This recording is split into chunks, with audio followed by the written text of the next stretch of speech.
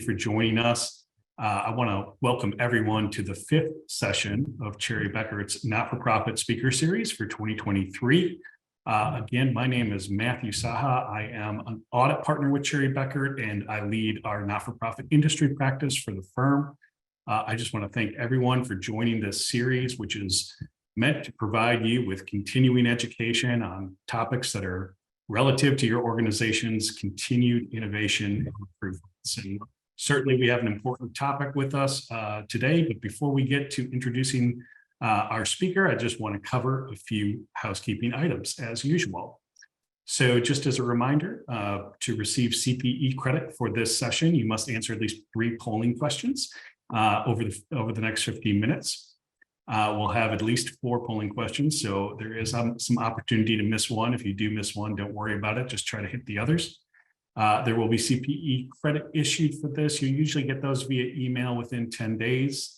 If you do not receive that for some reason, please reach out to the email address on the screen now, cbhlearning@cbh.com.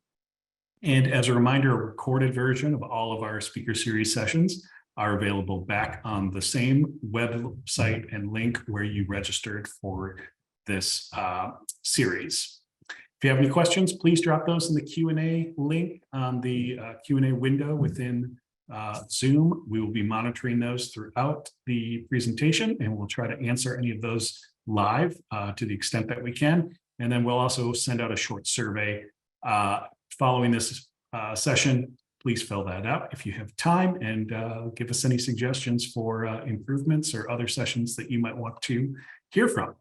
With that, it's my pleasure to introduce the topic and the speaker today. So we have with us Amanda Adams, who is the leader of our tax-exempt practice for our not-for-profit industry. And Amanda is well-versed in the topic of all questions related to accounting and reporting for these alternative investments that are becoming more and more popular with our clients. So certainly we get a lot of questions here, and here to lead us through this is Amanda Adams. And Amanda, I hand it to you. Thank you. All right. Thank you, Matthew, and thank you everyone for joining us today. Hopefully we'll be able to share some information that will help guide you as either you are working with existing alternative investments that you may have or look to get into new alternative investments. So just a quick look at our agenda today. We want to first kind of go over some tools to help identify whether the organization has alternative investments. And then we'll provide some tips for determining the classification of alternative investments for tax purposes. And then we're going to briefly kind of walk through some Schedule K-1 examples to identify information that will help you determine any unrelated business income that is being allocated to the organization on that K-1, and any foreign reporting items that may appear on that K-1 that will need to be noted. And then lastly, we're going to kind of talk through some of the foreign filings that may be required for direct or indirect foreign investments. Those are Forms 926, 8865, and 5471. So first, let's cover the topic of identifying the existence of alternative investments. This is very important because this is where you're going to determine whether any of these other things that we're about to talk about today will apply.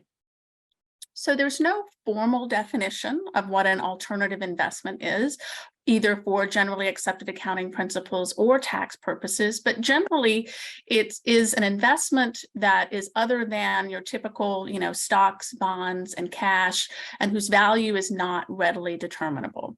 So examples of common alternative investments we see are hedge funds, private equity funds, real estate funds, venture capital funds, funds of funds. Definitely an interest in a partnership or an LLC that has elected to be taxed as a partnership is something that's going to fall under this category of alternative investments. So how are some ways that you can kind of review the information that you already have to see if you are currently invested in an alternative investment. So one of the ways is if your financial statements are audited, there are certain disclosures in those financial statements that will help kind of highlight these types of investments. And the first area where you might see this is in the footnote that breaks down the organization's investments by fair value level type. And I'll bring up an example of what that looks like here in a minute. The second way you might see it in your audited financial statements is the footnote that identifies investments by category. So there you might see a category that uses the same terminology as what I had mentioned before, like hedge funds, partnerships, things of that nature. That could be another, sort of clue. And then lastly, there may be just to bring, to your awareness that if those footnotes, they cover investments that are held at fair value. So sometimes there may be certain types of investments that are not reflected in your financial statements at fair market value. So the footnote that describes your investment accounting policy would identify if you have any investments that are being reported at cost or lower of cost or market value or something like that, so that they would not be present in that footnote.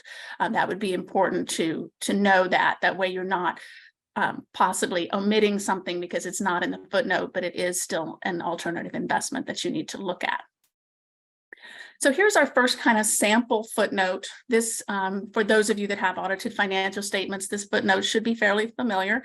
So here we have a breakdown of the organization's investments by level.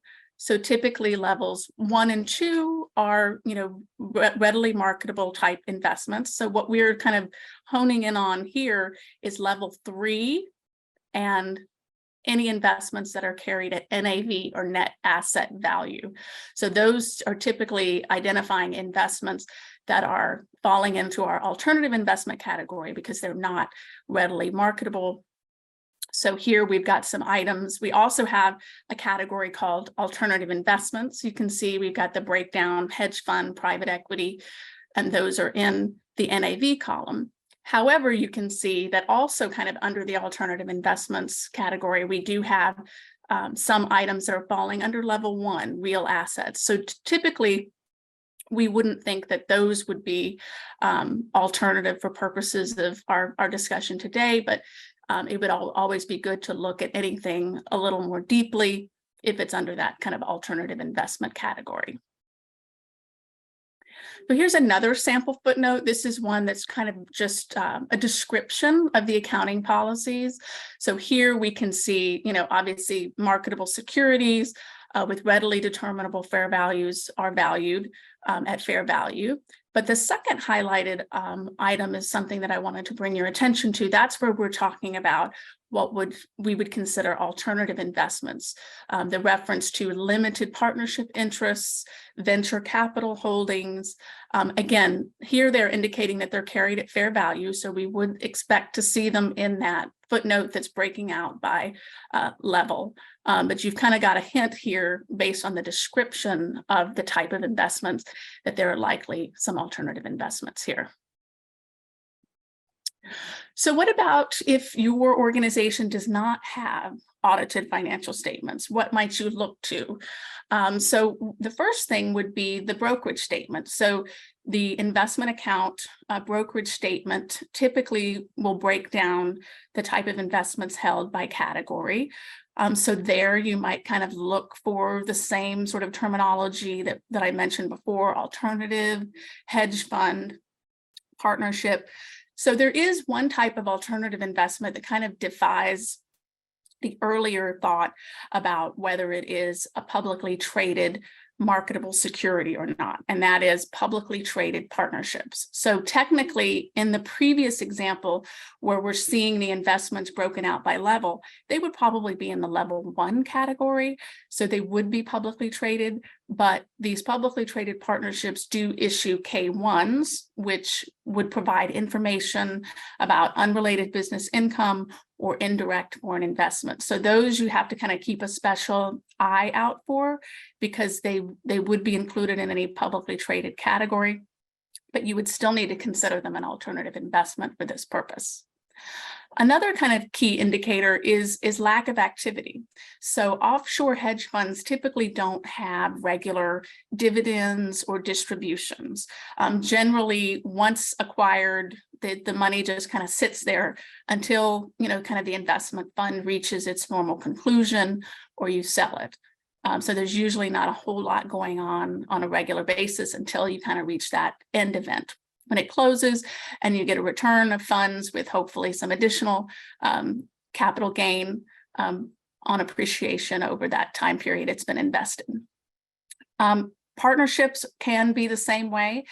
Some partnerships may have regular distributions depending on the activity inside the partnership. Publicly traded partnerships do usually have regular distributions. So they're kind of, again, outside the norm. They don't look kind of like those other alternative investments. So you'll also hopefully receive a K-1 for a partnership interest that the organization is invested in. That could, that's coming more and more electronically these days. But if you get that Schedule K-1, that is something that you definitely need to hold on to and look at for tax implications. That is going to be a sign that you have an alternative investment that you need to sort of identify and flag any potential tax consequences. Foreign partnerships, you may not see a regular K-1 because they may not be required to file with the IRS. So what you may have in that circumstance would be something that would look more like a capital statement. And so that may or may not have all the information needed for certain tax considerations. So here's an example of an investment statement where we can kind of see we've got, highlighted up at the top, sort of the non-traditional section. And then we've got the very first category under that non-traditional section is hedge funds. So again, that's kind of just a place where you can sort of see that terminology that would kind of flag to you that you've got an alternative investment. All right, so let's open up our very first polling question, which is, does your organization have alternative investments? I'm going to take a look and see if we've got any questions. I'm not seeing any questions so far, so just want to remind everyone, if you have any questions, please feel free to add those to the question and answer section, and we'll be happy to kind of go through those as time permits. All right. So while we're collecting the responses for that first polling question, I'm going to go ahead and move along to our next section.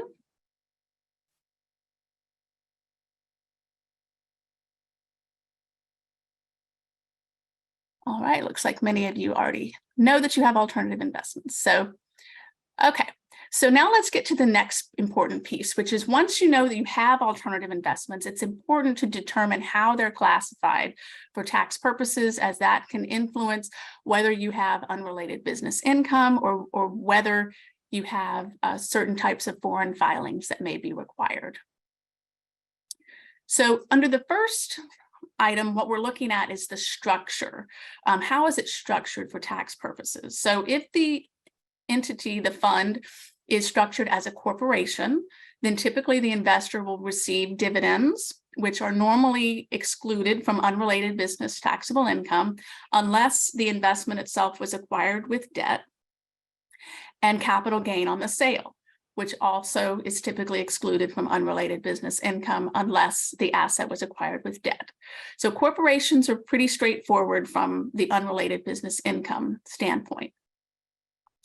Then the next classification is partnership. So this is where you're going to get that Schedule K-1. And the reason that's important is the Schedule K-1 is going to tell you your sort of prorated activity amount from the partnership's activity. So what the partnership does is attributed to each partner in proportion to their ownership interest. So that K-1 will tell you what your income, expense, contributions and distributions during the partnership's year, and any activities, whether it's unrelated business income that the partnership earned, or whether there were any transfers made by the partnership to foreign investments that are going to be attributed to the investor. So that income may or may not have any relationship with any cash that actually is distributed from the partnership. Those two are usually sort of independent from each other. So really for tax purposes, your income from that investment is going to be what's on that K1, not the cash that was received. Another type of investment you may have, frequently we see these coming through as donations to the organization. It's not typically something that you would purchase as an investment. It would be more like something that's donated to the organization, and that is an interest in an S corporation. So an S corporation also issues a Schedule K1. The thing to remember about S corporation interests is that for tax purposes, 100% of the income on that K1 is considered to be unrelated business taxable income. That's just the way the tax code was written. It doesn't matter if the income is interest and dividends that would normally be excluded. Because it's coming through an S corporation, it's going to be automatically treated as UBTI, or unrelated business taxable income. So LLCs, which is our last kind of entity here, this can depend. So an LLC that has a single member can be treated as a disregarded entity of that single member. So you may be familiar with that. A lot of nonprofit organizations that acquire real estate may set up a single member LLC that will hold the real estate for legal liability purposes. So typically in an investment scenario, that's not the type of LLC that we would be talking about. This is going to be an LLC that would have multiple members. And so the default classification for that type of LLC is as a part similar to a partnership that would issue a K1 unless the LLC makes an election to be taxed as a corporation. So the tax treatment will, of course, depend on whether that election has been made or not. And depending on the treatment, whether it's a corporation or partnership, it'll kind of follow the same rules that we previously discussed for those types of entities. So publicly traded partnerships, as I mentioned before, they can sometimes be a little confusing because they look like regular stocks, and sometimes on the brokerage statement, they may even appear in the stock section, the equity section of the statement, but they do issue K1s. So for tax purposes, again, the income, the activity, all of that will be based on what the K1 discloses. So publicly traded partnerships are typically ones that are generating a significant portion of their income from interest, dividends, rental income, income from certain natural resource activities, gains from capital assets used in those activities, et cetera. So the most common ones that I've seen are typically in the energy area. So these would be like Enterprise Products Partners, Plains All American Pipeline, Lynn Energy.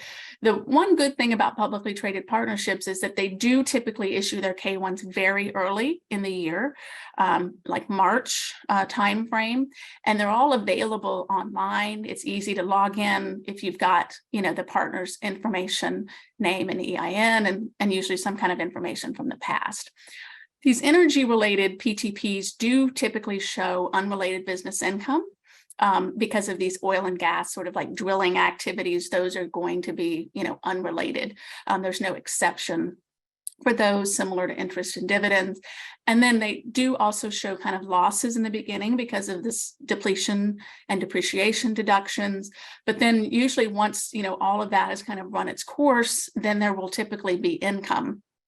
And then there's also something to keep your eye out for, which is that the gain on disposition of those partnership interests may have a portion that is considered to be unrelated business income as well, because it's sort of a depletion recapture. So since you took a deduction earlier for that depletion deduction, when you sell out of it and there's that recapture, then that corresponding recapture amount is also treated as unrelated business income.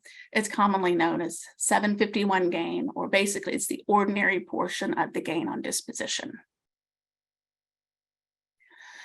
So other types of partnerships may show up in a monthly brokerage statement in kind of the other or alternative investment section, but they might not appear on a monthly brokerage statement at all. And that's going to depend on how the partnership interest was acquired, kind of if it was something separate that didn't go through your typical investment advisor, or if you don't have like a custodian that gives you sort of a combined statement that has all of your investments, no matter how acquired, it's possible, you might not see it on a statement. So there you would really be relying on the K-1 that was received to give you the information that you need. As a reminder, K-1s are required to be issued to investors by the partnership's final filing deadline, which is 9/15 for calendar year partnerships. So you can see for calendar year nonprofit organizations, this can be tricky because while the nonprofit organization can extend their return to November 15th, that does mean that you may not have kind of information about sort of the tax implications pertaining to that partnership until fairly late in the year, which can impact the need to make tax payments and things like that. So the next classification piece that's important is the domicile of the investment. So that means we are trying to identify whether the investment is a domestic investment, meaning it was formed in the US, versus an investment that was domiciled outside of the US or foreign. And so a foreign investment may have additional filing requirements based on whether transfers were made to acquire the investment during the year, and whether the ownership percentage of the investment exceeds certain thresholds. So we'll talk a little bit more about those details when we get into the foreign filing section at the end. Also, as a reminder, if the partnership is foreign, you're still required to pick up any income currently, as if as you would if you were getting a Schedule K-1 for it. If the organization is not classified as a private foundation, but instead a public charity or other type of organization that is only concerned with calculating taxable income from unrelated business income, that may not be as big of a concern because there likely wouldn't be a disclosure as to unrelated business income from a foreign partnership, and you wouldn't necessarily be concerned with the taxability of the other types of income. The other thing you will need to keep an eye out for is if you're a 990 filer and you have foreign investments valued at $100,000 or more, then you would be required to complete Schedule F with your 990. So that would be another reason to sort of understand the domicile of your investments. So domestic investments, while you may not have a foreign filing reporting requirement with respect to that investment, if the investment is formed as a partnership, then it's possible you could have indirect foreign investments, which would require reporting. And again, that would appear on the Schedule K-1. So here's just a rundown of two important foreign corporation terms. So the first is PFIC, Passive Foreign Investment Company. So basically, this is a foreign corporation that has at least 75% of its income, which is considered to be passive, meaning that it's coming from investments versus from an operating business. And so investors other than exempt organizations have some very specific and complex requirements with respect to PFICs. Basically, they have to make certain elections on how income from the PFIC is going to be taxed. They have a special form that they have to file each year. But the IRS has provided that exempt organizations that do not generate unrelated business income from their PFIC investment, which would only be if they acquired the investment with debt, are exempt from having to make those elections and having to file those forms. So again, most of those rules would not be applicable unless the organization acquired the PFIC interest with debt. The other important foreign corporation term to be aware of is CFC, Controlled Foreign Corporation. And so this is a foreign corporation that is owned by U.S. shareholders more than 50%. So a U.S. shareholder is a U.S. entity that owns at least 10% of the voting stock or value of the stock. And so you would have to have more than 50% of the stock of that foreign corporation owned by such persons. So those have some special income reporting rules for the investors who are considered to be U.S. shareholders. So you might see that in some circumstances, especially with an investment fund that's promoted here. If they're promoting it to U.S. investors, it's possible that, you know, it would be a controlled foreign corporation. So what are some tips on how you can figure out these things, right? How are you going to know if an investment is foreign or domestic? The name may not always, you know, provide a good clue. So one helpful way to do that is if the investment fund has been required to file with the SEC, then there will be information in that initial filing that will help you understand the domicile. We'll look at an example of that in a minute. When you are considering to get into an investment, you should hopefully have received an offering memorandum or a prospectus. And typically those, more so with the prospectus than the offering memorandum, but there typically will be some information in the prospectus about sort of the domicile of the fund, whether you can expect to receive unrelated business income from it, and other sort of tax implications. You can also look at the audited financial statements of the fund. There will typically be a footnote in those financial statements that provide information about the domicile and the taxation. The reason why this is so important is that these foreign filings, when required, have stiff penalties for failure to file. In some cases, it can be $10,000 per filing, and then others, it can be as much as up to $100,000 per missed filing, depending on the amount involved in the investment. So it's very important to make sure you understand if you have any of these investments so that you can comply with these requirements. As I mentioned before, while the PFIC has an exception for exempt organizations not needing to file, these other forms, 926, 8865, and 5471, do not have any similar exceptions to filing for exempt organizations. So here's an SEC filing example for a fund.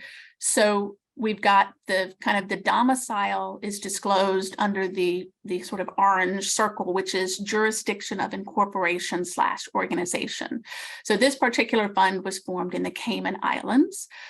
So we know it's foreign. You may, if it's a U.S. entity, you may see, you know, Delaware is a common one. But if you see any foreign country listed, then you know that this is going to be a foreign entity. Entity type may or may not help for the classification purposes section. So a common one we see for these Cayman Islands funds is an exempted company, but that doesn't necessarily tell you if they're treated as a partnership or corporation for U.S. tax purposes. So typically for that piece, you're going to have to dig a little more to find out how they're classified. Just as a kind of a point of reference, most times, even if it's formed as a partnership, the fund will make an election to be taxed as a corporation, but it does not always do that. So you will need to verify that piece. So reviewing the prospectus, again, you have to be very careful because a lot of times what these sort of investment creators will do is they will create parallel fund structures depending on which type of investors are most likely to invest in a certain structure, and they name them very similarly. So that's why it's important to be sure you understand which one specifically you're invested in and what the classification of it is. So some investors may want to be in a domestic partnership. They prefer to get a K1 because they only want there to be taxation once. You know, they don't want to have to get a return that's reduced by any corporate taxes. So you may see a domestic partnership. You may see a foreign partnership. So again, that'll depend on sort of the underlying investments, whether they think that, you know, those can not be connected to U.S. activities and therefore not subject to U.S. tax withholding. And then you may also see a foreign corporation version. A lot of times that's the one that's marketed to nonprofit organizations that are concerned about unrelated business taxable income. So they don't want to be in a partnership because they don't want there to be any chance of unrelated business income flowing through to them. So those organizations typically don't mind if there might be a little, tax implication at the investment level. For them, it's just worth it knowing that they won't have to file a 990T to report unrelated business income.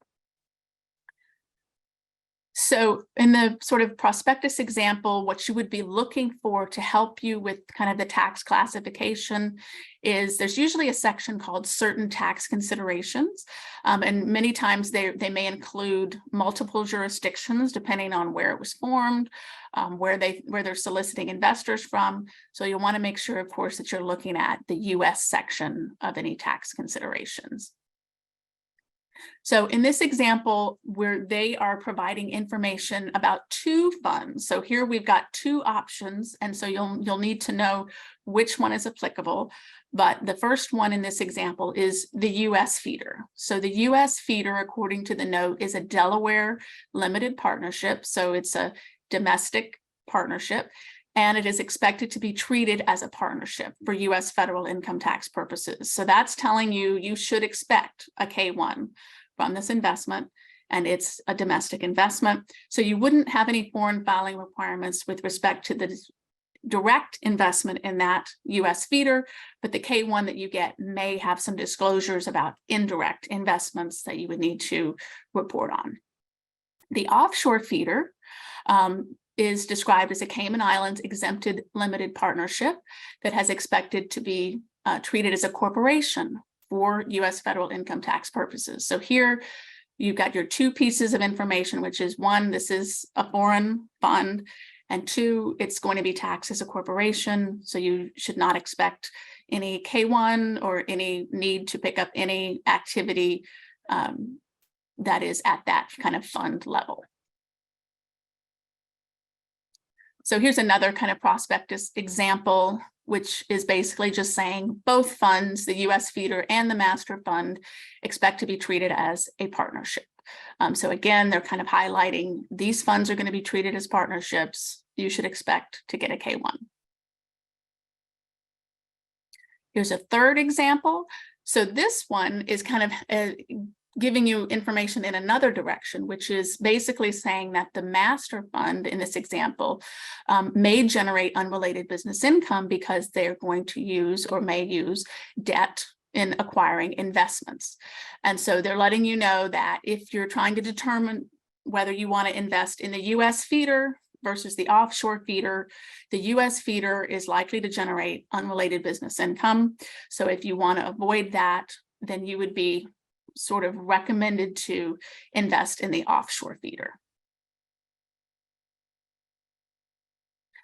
Then here's another example of offshore feeder. So here they're providing the disclosure that the offshore feeder will elect to be treated as a corporation. And then given the expected activities, it will likely either be a PFIC or CFC. So just as a reminder, we talked about what those terms meant earlier. So you may need to know whether it has that particular status with respect to foreign filing requirements that may result as part of that investment. Okay, so now let's take a look at some examples that would come from audited financial statements of those funds. So you're typically looking in note 1, where it's providing a description of the entity. So in this example, the fund is a limited partnership established in accordance with the laws of the province of Quebec, Canada. So we know we've got a foreign partnership here. And then later on in the financials, note 7, which is the income tax section, states that the income or loss from the partnership is allocated to the limited partners based on their proportionate interest. So again, this is telling you it's taxed as a partnership for tax purposes, meaning that all of the income flows out to the partners and is not taxed at the partnership level. If they had made an election to be taxed as a corporation, then you would likely see a different explanation there. All right. So that brings us to our second polling question. Hopefully this is an easy one based on our discussion so far. Exempt organizations don't need to concern themselves with whether an investment generates a K-1 or is domiciled outside the US. Is that true or false?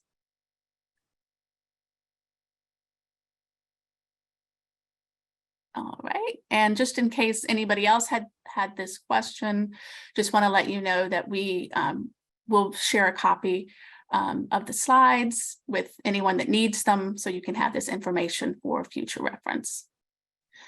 I know it's probably not likely that all of this is going to get burned into your brain at this moment, so we want to make sure you have the information you need later on as these things come up. All right, so most everybody got this correct.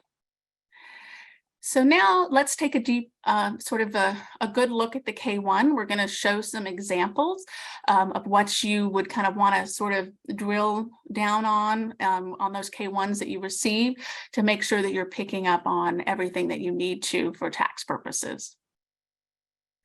So here's a little snippet. So every K-1 has a line item which identifies the type of entity that the partner is. So there you would want to make sure that that says exempt organization, because it's important for the partnership to know that the partner is an exempt organization, so that they know that if there is unrelated business income generated by the partnership, that they will make the proper disclosure in the K-1. If the entity type is incorrect and there is no disclosure about unrelated business income, it's possible that, there is some, but the partnership didn't know that they needed to make the disclosure because they didn't know that they had an exempt organization as a partner. In looking at the types of income that you would see on the K-1, so just as a reminder, in case you're not aware, there's a footnote that is required to disclose the unrelated business income. But you can typically get a clue of whether you might expect to see unrelated business income based on sort of the normal part of the K-1 that breaks the income out by these very specific line items. So ordinary business income, if there's an amount there, that's usually a good sign that there is going to be unrelated business income. Now, there are some exceptions. There are some partnerships that may elect to be treated as certain types of investment partnerships, meaning that their normal investment activity is considered to be a business activity, but it would still not be considered business income in the hands of the exempt organization partner. Rental income, there is an exclusion for certain types of rental income from unrelated business income, but just depending on the character of the income and whether the partnership has acquired property with debt, it's possible that a portion of that might be considered unrelated business income. So again, you are permitted to rely on, of course, that footnote, but should there not be a footnote, or should there be a large amount on the ordinary business income line, it might be worth reaching out to, the partnership return preparer or your investment contact, just to make sure that they have made the proper disclosures. So common exclusions, again, would be interest income, dividends, royalties, capital gain. Those are typically all qualifying for an exclusion from unrelated business income tax. Again, that would not apply if the underlying property that was generating the income was acquired with debt. But the other thing is, just as a reminder, that on the K-1, there are certain items that are disclosed that are a subset of an item that's already been reported. So, for example, qualified dividends on line 6B has already been included in line 6A. So if you did need to pick something up as income on your 990PF or your 990T as unrelated income, you just want to be aware of those types that you should not double count. Also, on the 990T, it is important to break out capital gains and losses from other types of investment income, as there are limitations on the deductibility of net capital losses. So you'll always want to kind of separate out those types. And further, if you're an exempt organization that's formed as a trust, since there are different tax rates for the types of income, it would be more important to make sure that you're classifying the income and expenses in the appropriate categories that might hit different tax rates. So just kind of some other items on the K1, section 1231 gain or loss could be unrelated business income. It depends on the underlying asset. If it was related to, trade or business activity, and then other deductions, you'll need to look at sort of the detailed breakout of that. Hopefully you will, receive a detailed footnote that either says none of the items are unrelated business income, or these are the items that are unrelated business income. Unfortunately, there's not a lot of consistency with respect to the disclosure. The IRS has not provided a standard format in which the disclosure has to appear. So you will see a lot of different things, and we're going to go through some examples now. So here's one potential example, which is basically saying, unless you have acquired this investment with debt, then none of the Schedule K1 items are considered to be unrelated business taxable income. That's always a good one to see. Then the next one, this example, we've got sort of a helpful breakdown between what is considered to be ordinary income and loss, unrelated business income. That's the negative 1855, and then capital gain, which is considered to be unrelated business income, which is $1. So technically it's 20V is this precise code, but the K1 may or may not reference that. It may just appear under the heading of unrelated business taxable income at some point in the K1. It may not necessarily reference that code 20V. Some of these K1s can be, 50 to 100 pages long, especially if they've got a lot of underlying disclosures or state activities. So it's really important to look at every page in case they've included this as a statement, even though it may not appear early on with that reference to the 20V code. Here we've got another example where they have provided a very detailed breakout of the unrelated business income, not only by which line on the K1 that it pertains to, but which underlying investment generated the UBTI. And then they also have it identified by state. This is pretty unusual. I don't think I've seen this type of example more than a handful of times. The other thing that's important to understand is see this reference that says the following partnership information represents additional unrelated business income or loss for those tax-exempt partners who are not a qualified organization. So a qualified organization for this purpose is an organization described in Code Section 514C9, which generally speaking is going to be a school, a supporting organization of a school, and certain retirement trusts that are subject to unrelated business income. The exception from UBTI for those organizations only pertains to real property that is subject to acquisition indebtedness. So what that means is if the partnership owns real property subject to a mortgage, then schools, which are considered to be qualified organizations, would not have to pick up a portion of the income from that property as unrelated business income, while any non-qualified organizations would have to pick that up. So you may see footnotes that make no reference to that, and then you may see footnotes that break out the amount of UBTI for qualified organizations versus unqualified organizations. So here's another example. Here, instead of providing amounts, what they have done is just provide the percentage that you should apply to the amount disclosed in that box. So here you're going to have to do a little work to calculate the numbers, as they're only providing you with percentages, not dollar amounts. So here's an example kind of referencing this qualified versus not qualified. So here in this example, you can see that if the organization is not a school or one of those types of qualified organizations, then it's going to have to pick up the UBTI in the bottom footnote. whereas the school or other qualified organization would pick up the UBTI in the top footnote.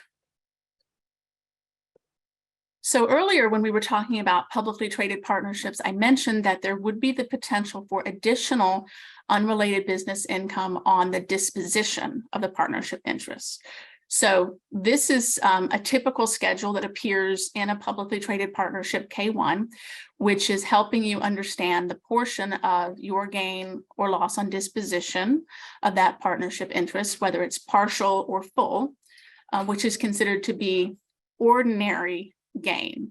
And it is always gain, not loss. And even if you have an overall loss on your disposition of that investment, you will have to pick up this ordinary gain, and the offset will increase your capital loss on selling that partnership interest. So this will not appear in the footnote. So the footnote is telling you what your share of income is, that is UBTI, based on the items that were disclosed in the page 1 of the K1. So since this has to do with a transaction happening outside the partnership, which is your sale, this is something that is separate from that, and it's something you would need to pick up in addition to any amount that might be in that 20B footnote telling you what your share of unrelated business income is. So now let's talk a little bit about some state information. So we've kind of been focused on federal, the 990T, how much is unrelated business income. But when you're invested in a partnership, that partnership can be conducting activities, in multiple states. It may be conducting activities overseas so that it doesn't have any activity sourced to a state. But if you have unrelated business income, then you also need to consider whether, where that unrelated business income is sourced. A lot of times organizations may just pick up all of the unrelated business income for federal on the state return where they're domiciled, but you really need to be looking at where that was sourced if it's coming through a partnership. The other thing you have to kind of look out for is that just remembering that the K1 is designed, first and foremost for regular taxpayers. So it's focused on, state disclosures that may just be talking about all the income that's sourced to a particular state, not just the unrelated business income that's sourced to that state. So you're going to want to make sure that you can identify that amount. And many K1s do provide that information in like a matrix format.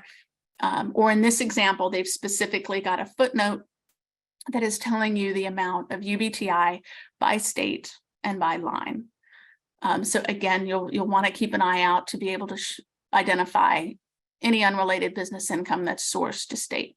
If you have state sourcing information but no unrelated business income, then you don't need to worry about that. It's only if you have unrelated business income sourced to those states of a significant amount. So here's an example of a state K1 that is maybe attached to your federal K1.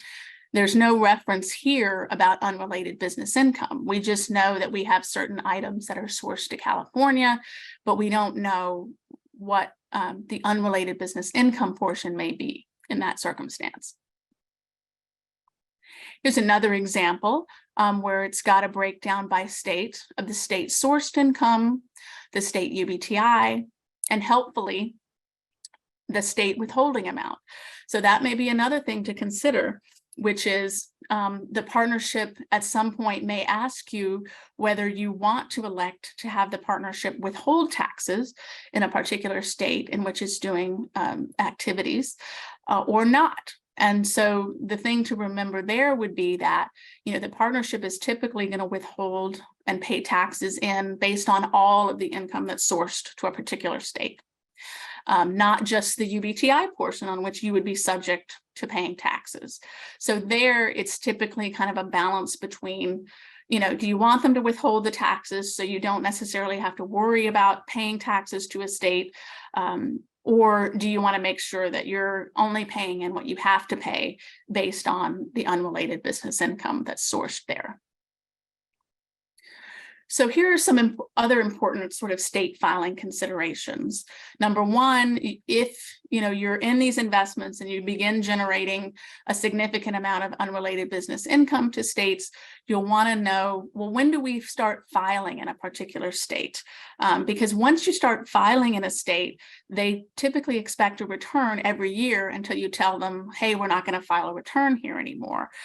So it may not be worth sort of the administrative headache and time involved to file a return in a state if you're going to owe a nominal amount of tax in that state. So tax rates vary between the states, and there are actually some states that don't tax UBTI. So it's you'll want to consider what would make sense, and that might not be based on an income threshold, but it might be based on a tax liability threshold, since those rates do vary. You'll also want to consider, the timing. You may receive K-1s after certain state return extensions are due, but many of them do accept a federal extension. So that shouldn't necessarily be a barrier or concern.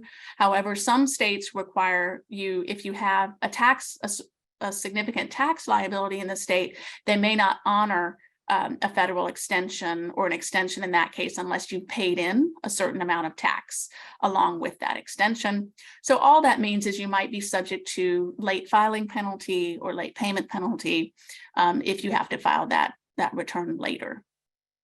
If again you have significant income, you may need to consider quarterly estimated payments might be required for that state, again, just to sort of minimize the potential for penalties and interest on any late payments. All right, so the next thing we wanted to touch base on is the foreign footnote disclosures. So again, the K-1 has a new schedule attached to it, Schedule K-3, which has certain information about foreign activity. So you may see the disclosure there, or it may just be in a statement. So you'll want to make sure as you're going through the K-1, if you see any disclosures about transfers to foreign corporations or foreign partnerships, that you are, sort of comparing those with the threshold for reporting to see if you have anything that needs to be disclosed. The other thing to consider is, the K-1 might be from a foreign partnership. So you may, have a disclosure requirement there, even though you might not see something necessarily alerting you to that disclosure. But if you have that direct investment in a foreign partnership, you may also be required to file a form.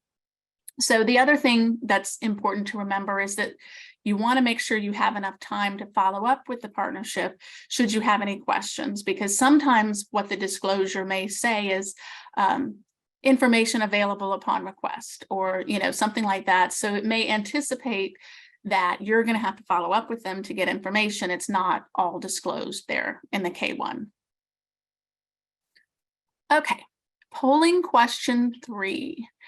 How many K-1s does your organization receive annually?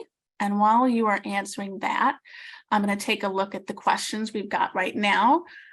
So the first question that is, if you choose to have the investment withhold taxes, how do you hold the investment accountable? We often file based on the K-1 and later receive a letter from the state saying they never received a payment. So that's a good question. I've only had that circumstance happen a couple of times for a client. Usually, there is sort of a disclosure. Some states require a specific withholding form to be attached to your return that provides additional information. So it's possible if the only disclosure about the withholding comes from that little snippet, like I showed you the statement, you may not actually get credit for it with the state because it doesn't meet their requirements for having the right sort of statement to attach. But again, even if you have the right statement, I have seen that circumstance where the partnership didn't deposit it.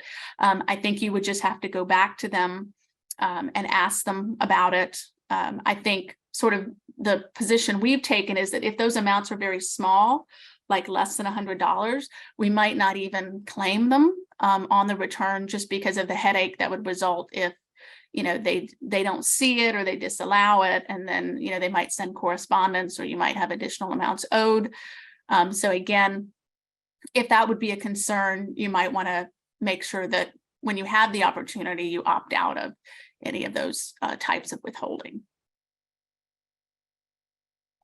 Okay, so it looks like we've got kind of a mixed bag. Some of you have none, some of you've got less than 10, some have 10 or more. All right, so let's keep on. Now we're in our last section, which is we're going to talk about foreign filings. So obviously these are complex. We don't have time to do a very deep dive into the ins and outs. I just want to make sure that you're aware at a high level of the kinds of information you'll need and what the triggers are. So the first form we're going to talk about is the 926, and this form is for transfers to foreign corporations. So if you are invested in an offshore fund that's considered to be a foreign corporation, and you would be required to file this form 926 when you have transferred cash in excess of $100,000 during the 12-month period ending on the date of the transfer. So typically, when you are entering into the new investment, you're probably going to have a 926 filing requirement if it's over that dollar amount. If you are making capital contributions, according to a schedule over time, as you're making those capital contributions, that would also be a trigger. Maybe you need to file this form. The other thing is you're going to be looking at transfers made within your year and kind of the 12-month prior, if there's something sort of staggered. So the other way this can get triggered is if you own more than 10% of the foreign corporation and you make a transfer of any amount. So most of the clients I work with do not regularly own that significant of a percentage. Sometimes it does come up when it's a new fund and you might be an early investor in the fund, and so you might own more at that point than you will in the long run as they get more investors to the fund. But it's always important to know what were the capital contributions and what is your ownership percentage. The other potential filing requirement for a foreign corporation is Form 5471, and that's typically triggered when you have that significant ownership percentage. So when you have an ownership percentage of 10% or more, or your ownership percentage changes by 10% or more, or you go below 10%, then you may have a Form 5471 filing requirement. It's a very complex form, and the commonly applicable categories do require most of the form to be filled out, and you'll need a lot of information from the underlying investment to be able to fill it out completely. So 8621, we talked about that earlier, that you typically will not need to file that unless you have acquired a PFIC with debt. You may see references to it on the K-1 because if you're invested in a domestic partnership, they may have made those elections on your behalf. You don't need to be concerned with that. You'll just kind of follow along the normal reporting as far as how they have picked up the income. Form 8865 is required for investments in foreign partnerships. So again, we've kind of got that trigger of $100,000 of cash transferred. And then we also have the threshold of the 10% ownership, or a change of 10%. It's kind of the same. So really, it's just the same triggers, but a different form if it's a foreign corporation versus a foreign partnership. The typical information that you'll need will be the name and address of the entity, ownership percentage, amount and dates of transfers during the year, and whether they're cash or non-cash. All right, so as a recap, again, you want to make sure you verify the existence of any alternative investments. You want to gather the information needed to classify those investments as foreign or domestics, and whether they're partnerships or corporations, so you can know whether to expect a K-1 or not. You'll want to make sure that any investment you've identified as generating a K-1, that you get copies of the K-1 and look at them for those tax implications, whether it's unrelated business income or foreign compliance reporting. And then, of course, you'll want to save that information and consult with your tax advisor. I usually find it's a good practice to kind of have a list of all those alternative investments with this information gathered so that you can be sure that you are on an annual basis sort of getting the information that you need with respect to all of those investments. All right, so that brings us to our last polling question, which is whether you would like to connect with us on any of the topics covered today, if they raised any questions or concerns for you, or if you have any additional items that we were not able to cover today that would be helpful to know. We would be happy to meet with you on that. Now, I believe let's see, we are almost out of time. So I'm going to go ahead and turn it back over to Matthew so he can give us some information about our upcoming sessions. Thank you. I appreciate your time and attention today. Please don't hesitate to reach out.